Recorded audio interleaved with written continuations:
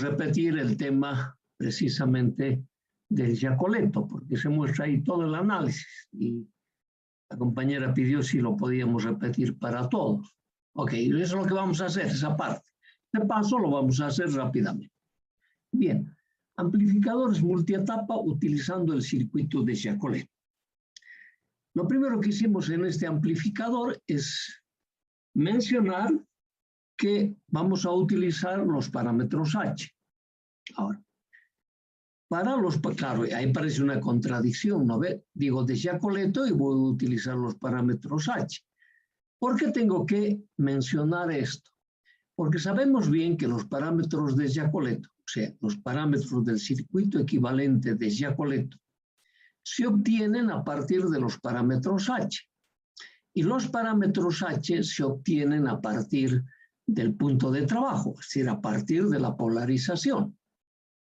Entonces, por eso es que tenemos que hacer esta mención. No es que sea una contradicción.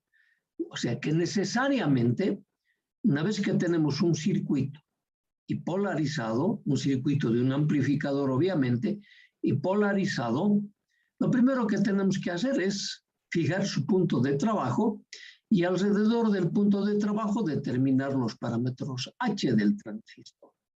Una vez que determinamos los parámetros H del transistor, determinar los parámetros de Giacoletto. Ese es el mecanismo. Y ese es el procedimiento que hemos mostrado en la clase de ayer.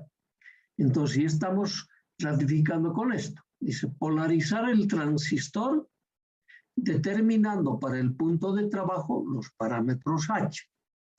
Ese es tu primer paso. Dado un amplificador, lo primero que tienes que hacer es polarizar, es decir, calcular o determinar sus puntos de trabajo. Para los puntos de trabajo, determinar los parámetros H del transistor. Ahora, como estamos en los amplificadores multietapa, una vez que has determinado los parámetros H, no te olvides de verificar esta condición. El producto del HOE por el RZ debe ser menor o igual que 0,1. ¿Esto qué nos está diciendo? Si este producto se cumple, es decir, si el paralelo de las resistencias de salida y en las resistencias de salida, ¿qué tenemos? Tenemos el transductor de salida, o sea, esa resistencia. Posiblemente que va a estar en paralelo con la resistencia de colector del transistor bipolar de la etapa de salida. De ese transistor de la etapa de salida hemos determinado los parámetros H. Entonces tengo el HOE para su punto de trabajo. Entonces verifico si este producto se cumple esta condición de ser menor o igual que 0,1.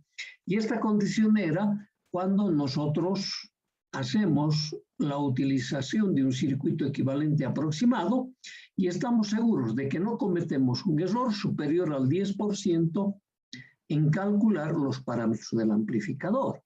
Esa es la condición. Esto tengo que verificar. Para la topología circuital que tenemos, ya lo vamos a ver enseguida. De cumplirse esta condición, despreciamos estos dos parámetros de la etapa de salida. Lo mismo hay que hacer en la etapa anterior a la salida y así sucesivamente. Siempre hay que ir verificando esta condición. Ahora, lo que pasa es que esta condición, especialmente la RZ, va a ir cambiando para cada una de las etapas. Por eso es que nos tenemos que fijar en la topología circuital. Ok. Segundo elemento a tomar en cuenta. Entonces, luego una vez que hemos determinado esas condiciones de aproximación, procedemos a calcular los parámetros que necesitamos de Giacoletto. Si no se cumpliera esta condición, de igual manera procedemos a calcular los parámetros de Giacoletto. Para esos necesitamos H. En el peor de los casos calcularemos los 5 parámetros de Giacoletto. En el mejor de los casos de cumplirse la condición, solo calcularé 2 parámetros. Por eso la metodología está estableciéndose de esa manera. Porque si no te dijéramos nomás, determinas los 4 parámetros H, al seguido me determinas los parámetros de Giacoletto. De repente el trabajo va a ser insulso, porque los vas a tener que despreciar algunos de ellos. Es por eso que hacemos este mecanismo. Ok.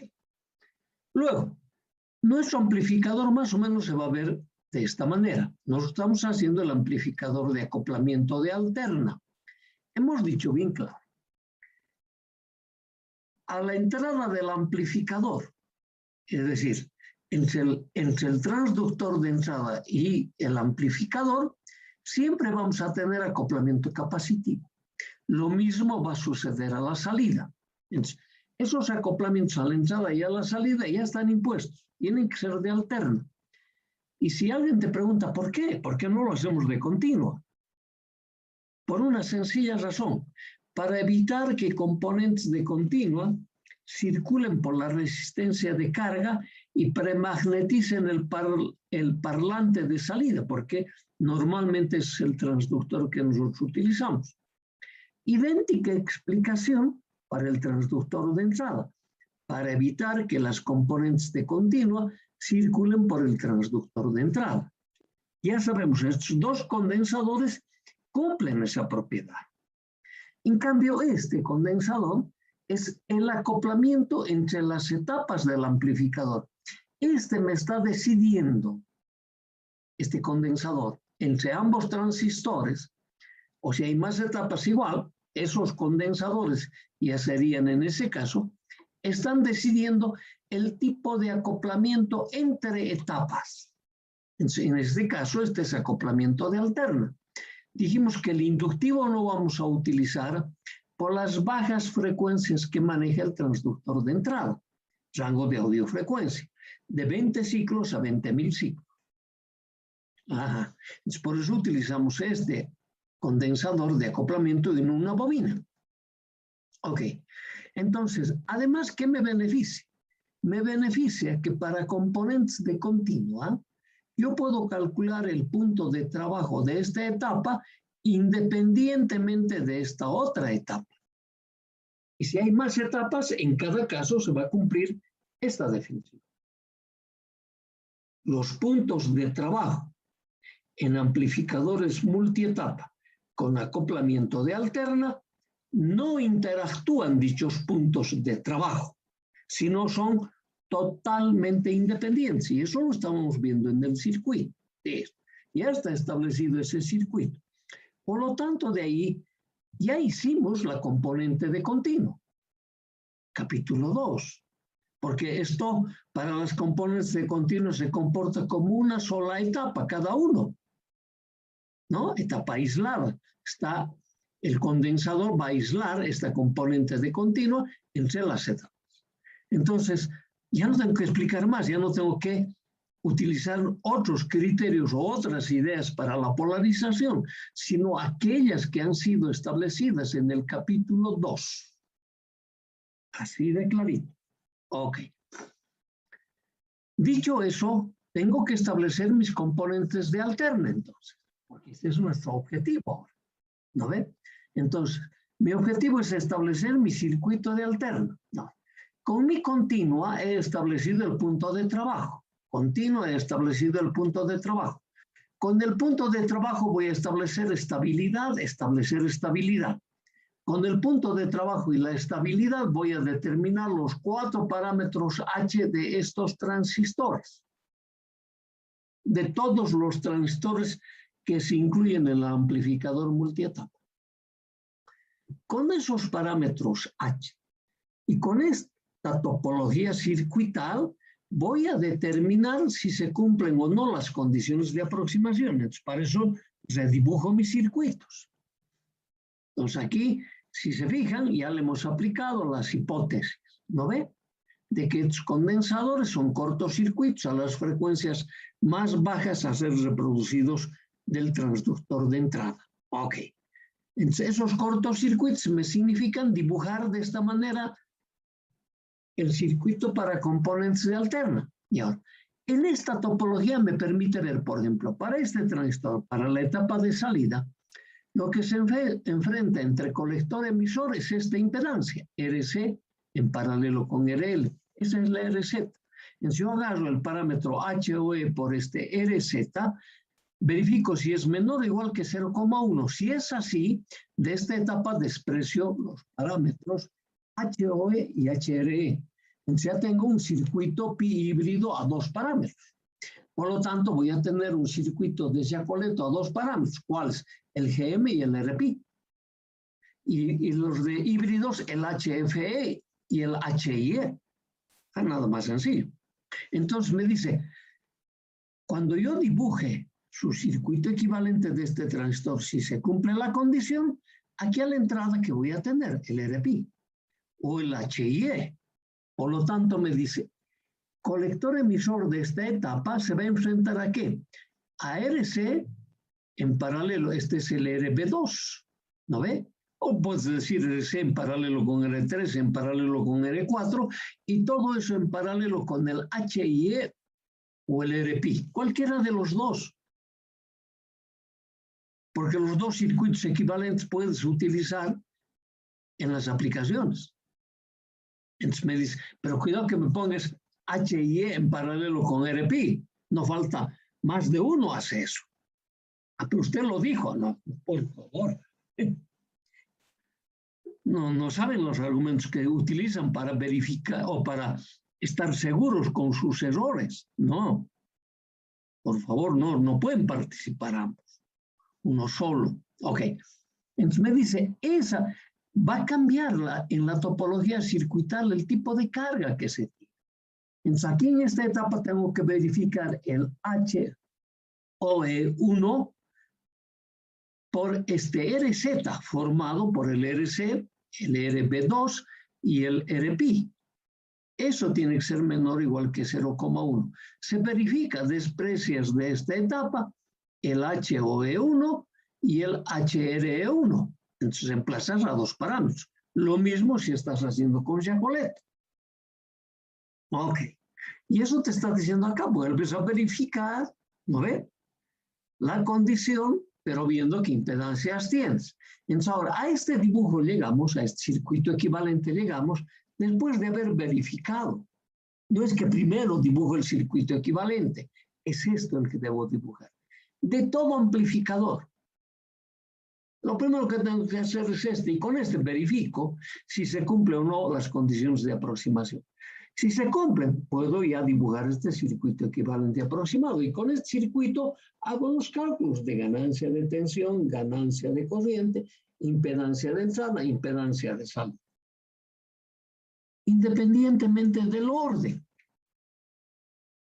Si hago ganancia de corriente primero o hago ganancia de tensión. Cualquiera de los dos. ¿No ve? Ok. Si es lo que hemos hecho, nos hemos copiado ese circuito equivalente porque hemos verificado que se cumplían las condiciones de aproximación y hemos empezado a calcular la ganancia de tensión. Y para nosotros esta ganancia de tensión era la definición de esta tensión de salida a la tensión de entrada sobre el transductor. También lo puedes hacer sobre el cuadripolo de entrada, todas las variantes, pero generalmente tienes que hacerlo sobre el transductor. Así ya te olvidas, pues ya tenemos toda la topología circuital, ¿no ves? Así ya te olvidas que tienes que tomar en cuenta el divisor potenciométrico de tensión que se produce en el circuito de entrada. En sí es lo que hemos hecho. Se ha definido el A sub B como B0 a BDI. B0 es este y el BDI es este generador de la entrada. Entonces, hemos agarrado y hemos definido cuánto vale este B0. Este B0 lo impone esta corriente. Un generador de corriente dependiente. Y por los sentidos me aparece el signo negativo, ¿no ve? Porque se opone a esta tensión. Ok. Nos fijamos, B0 es igual a menos GM2, B2RZ. En esta ecuación, la única incógnita que tengo es B2. Yo me fijo en mi topología circuital, ¿dónde está B2? B2 está sobre este paralelo. Está. ¿No ve? Entonces, ese paralelo, ¿quién produce caída de potencial sobre ese paralelo? El GM1 por B1. Entonces yo determino ese valor. B2 es igual a menos G1 B1 sobre ese paralelo. ¿Está clarito? Luego, no conozco B1. ¿Dónde está B1? Acá en el RP1. Pero ¿quién produce caída de potencial? La corriente que me entrega el generador del transductor de entrada. Ajá. Calculo esa caída de potencial. Para eso tengo que determinar primero la corriente, ¿no ve? Y la corriente que va a ser el B sub I dividido RI más RB1 paralelo RP1, multiplicado por RB1 paralelo, es este paralelo de acá, ¿no ve? Multiplicado por ese paralelo yo tengo esta caída de potencial. Es nada más sencillo que eso. Una vez que he hecho esos cálculos, reemplazo este B1 en esta ecuación, este B2 en esta ecuación, y ya tengo la relación de B0 a B1. Y con eso que tengo la ganancia de tensión. Estoy haciendo todos los reemplazos. Ahí va. ¿No ve? Aquí ya no me aparecen los Bs. Aquí ya tengo B0 en función de B1, B sub I. Calculo ese cociente y esta es la ganancia. Y me está diciendo, me sale como siempre, como producto de las ganancias individuales de cada una de las etapas. Entonces, con estas relaciones yo puedo llevar también a los parámetros H. Y aquí ya estamos teniendo en cuenta todos los elementos que participan en el amplificador, incluido las resistencias de polarización. En el primer circuito que analizamos era independiente, pero no hay que hacer de esa manera. Siempre tenemos que tomar en cuenta. Lo que pasa es que estábamos estableciendo una metodología. No te olvides. Y lo dijimos cuando estábamos explicando ese caso. Es bueno, yo no sé cómo ustedes han aprendido a tomar apuntes cuando pasábamos clases. Ahora también estamos pasando clases virtuales simplemente, pero de igual manera hay que continuar tomando apuntes, porque no todo lo que yo digo está puesto aquí. Esta es una ayuda. A este hay que complementarle con nuestras notas. Si no, no estás verdaderamente asistiendo a una clase virtual. No es suficiente la presencia. En la formación tiene que continuar actuando las manos, escribiendo pequeños resúmenes, los ojitos viendo la filmina y los oídos escuchando la explicación. Cuando escuchas la explicación, tomas nota. No va a cambiar. Así las clases sean virtuales. No porque yo te facilito esto, está todo escrito. Mentira. La verborragia que utilizamos es para hacer hablar las ecuaciones. Acá no está. ¿Dónde está la verborragia? No está. Todo hemos dicho. Y he vuelto a ratificar y decirte, ¿sabes qué? Tienes que aprender bien capítulo 1, capítulo 2, capítulo 3, y así dominarás el capítulo 4, que es bien fácil. Ok. Luego con eso ya hemos procedido a calcular la ganancia de corriente, ya son puras definiciones, ¿no ve? Ganancia de corriente como la relación de la corriente que circula sobre la carga I0 a la corriente que me entrega el transductor de entrada. Puedo cambiarlo de generador de tensión a generador de corriente. Ok. Y hacemos todo el proceso. Fíjense, B0 es igual a I0, calculo esta caída de potencial, luego calculo la caída de potencial que me produce Gm2, va a ser el mismo B0, solo cambiado de signo, igual a ambas ecuaciones, y ahí me sale la corriente de salida. Esta es la caída de tensión que hemos utilizado en la anterior ecuación, ¿no ve? De la ganancia de tensión. Igualo a estas dos, porque estos B0 están sobre el paralelo. Ok, si es sobre el paralelo, son iguales. Igualo las ecuaciones y aquí me está diciendo, oye, necesitas conocer B2. Y estas ecuaciones de B2 me los copio de la deducción que hice para la ganancia de tensión. Hasta que la última ecuación, el B1, tiene que estar en función de una corriente, porque eso es lo que me pide el parámetro. Nada más sencillo que eso. Ahí estamos empleando, van a ver. Ya tengo B2. Y ya tengo B1. ¿No ve? Y ya está en función del I sub I. Entonces, como ya tengo, empiezo a reemplazar. Ahora ya he reemplazado el B1 y el B2, fíjense, y tengo el I0 en función del I sub I.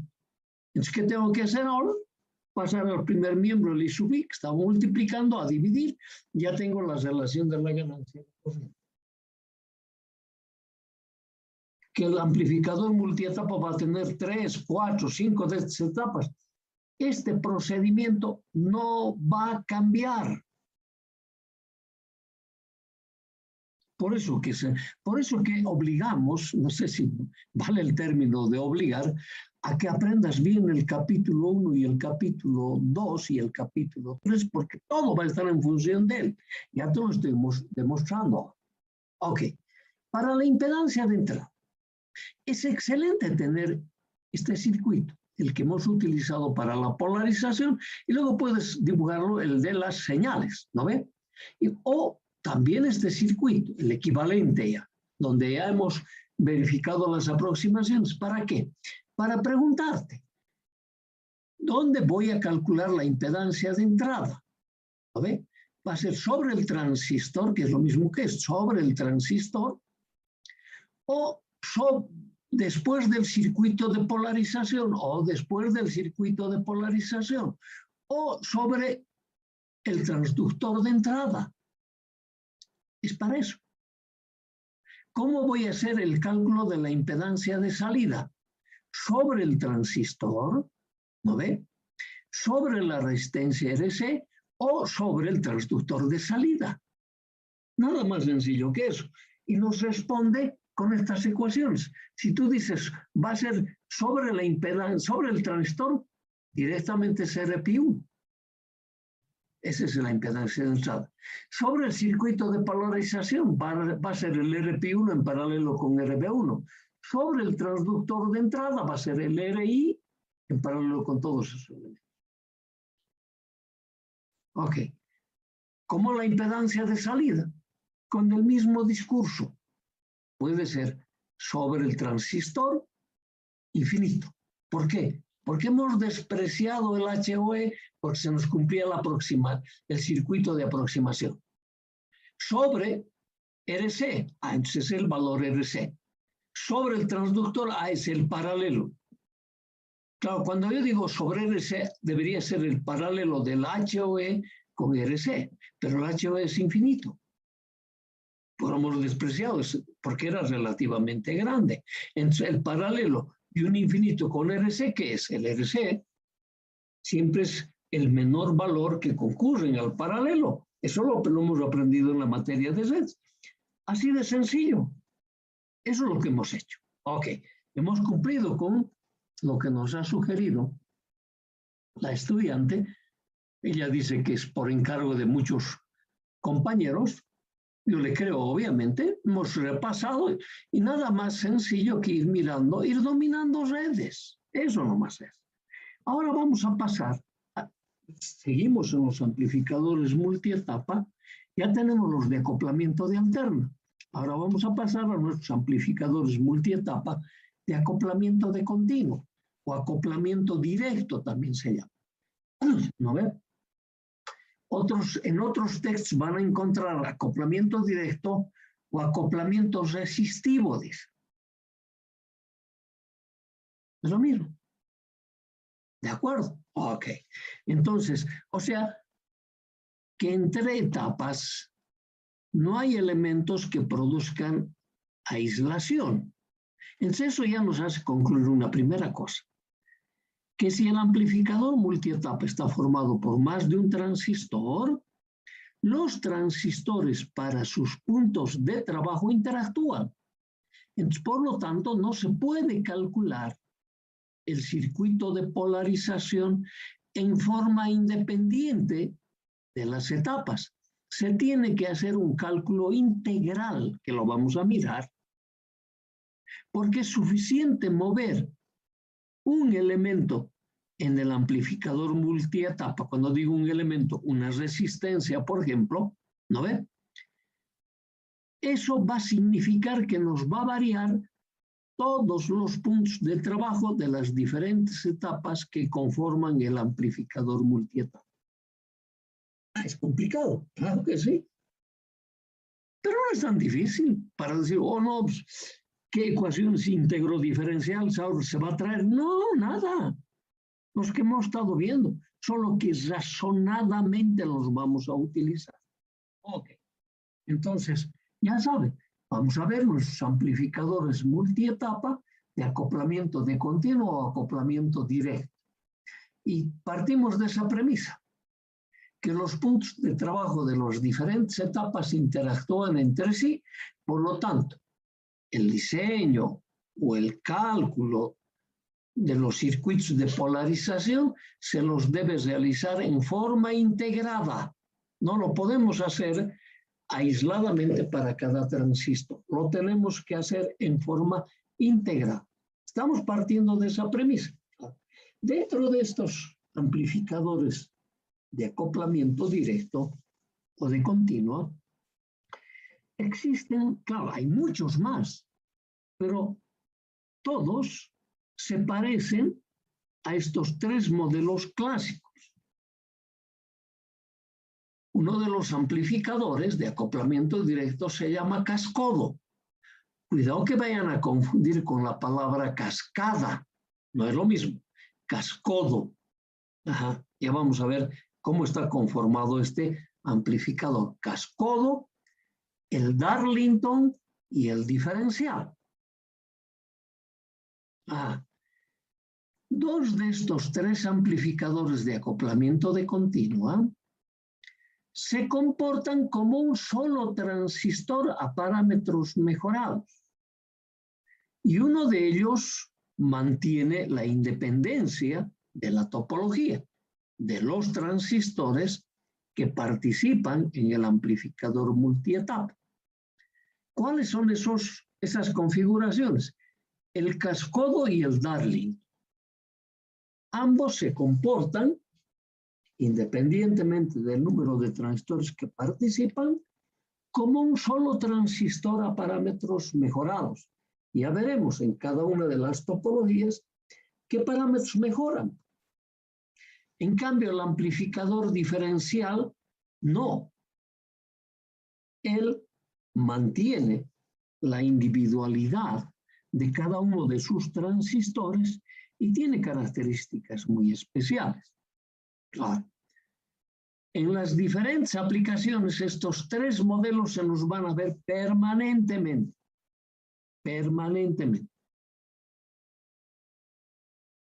La tendencia es esa, a tener amplificadores de acoplamiento de continuo.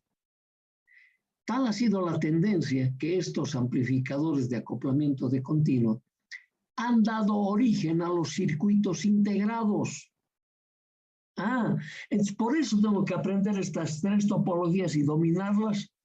La respuesta es sí, porque está en base a estos elementos.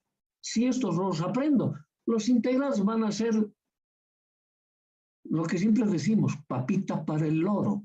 El loro come pepas duras. Cuando le das papa, no dices, me has dado una mandarina. No va a gastar en nada el pico, va a comer como si nada. Y eso es decir, papita para el loro. Son re fáciles si los entiendo a estas tres topologías. Si no los entiendo, pues chino básico va a ser. Porque ya de entrada, cuando veas la complejidad del circuito, lo primero que vamos a hacer es asustarnos del circuito. Cuando es bien fácil. Ok. Entonces vamos a mirar esas topologías. Y aquí te estamos repitiendo, dos de esos amplificadores, el cascodo y el Darlington, se comportan como un solo transistor. Entonces vamos a empezar con nuestro amplificador cascodo. Luego vamos a hacer el Darlington y finalmente vamos a hacer el diferencial. Y con eso habremos completado nuestros amplificadores multietapa, que es un capítulo corto, es aplicación de los capítulos 1, 2 y 3, así nomás es. Tú lo vas a verificar ahora, ¿no ve? Ok. Pero como en todos los capítulos algo ustedes han hecho, entonces ya me adelanto a decirles, yo voy a hacer el cascodo y el diferencial. Tú vas a hacer el Darlington. Alguito te voy a explicar del Darlington, pero la mayoría lo vas a hacer tú. Así que ya sabes, anótatelo. Empezaré a analizar solito esta tarde mismo mi